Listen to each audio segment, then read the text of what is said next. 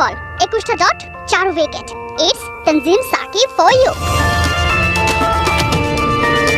ইতিহাস গড়তে নেপালের চাই 120 বলে 107 রান। ওরা যখন মিষ্টি মুখের প্রস্তুতিতে তখনই গরম গরম কোরিয়ান রামেন নিয়ে হাজির তানজিম সাকিব। এই ইয়াংস্টারের 140 কিলোমিটার/আওয়ারের বলে দিশেহারা নেপালি ব্যাটাররা। Don't celebrate too early. ছোট টার্গেটে যে কত বড় হয়ে যায় তা হারে হারে টের পাইয়ে দিল জুনিয়র সাকিব। টাইগারদের হারিয়ে যে প্রাইড আনার স্বপ্ন দেখেছিল নেপালিরা, তাদের বারাঘাতে ছাই দিলে এই পেসার একাই কাঁদিয়ে ছেড়েছেন প্রতিপক্ষকে।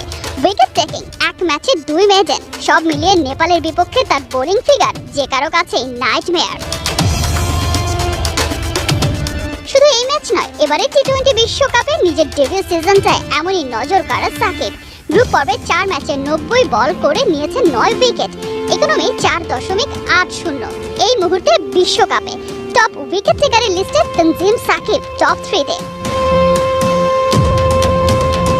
অথচ এই সাকিব খেলবেন বিশ্বকাপ এমনটা হয়তো কেউ ভাবেইনি।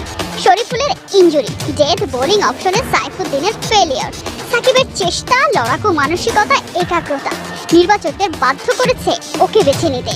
আমাদের মনে হয়েছে তাকে অবজার্ভ করে যে আমাদের প্রত্যাশার যে জায়গাটা, দলের আস্থার যে জায়গাটা, ঠিক সে আকাঙ্ক্ষিত জায়গায় কিছুটা এগিয়ে ছিল তানজিম সাকিব। সে আলোকেই Saifuddin could make it, but he was very close by. সাকিবের উপর ভরসা করে যে বাজিটা ধরেছিল নয়া নির্বাচক প্যানেল, তার 16 আনা ফিরিয়ে দিল এই টাইগার পেসার। এই প্রথম টি-20 বিশ্বকাপের এক আসরে 3 ম্যাচ জিতলো বাংলাদেশ।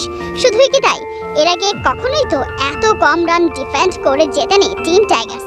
এমন দিনে সাকিব শুধু ম্যাচ সেরাই নন, দেশ সেরা।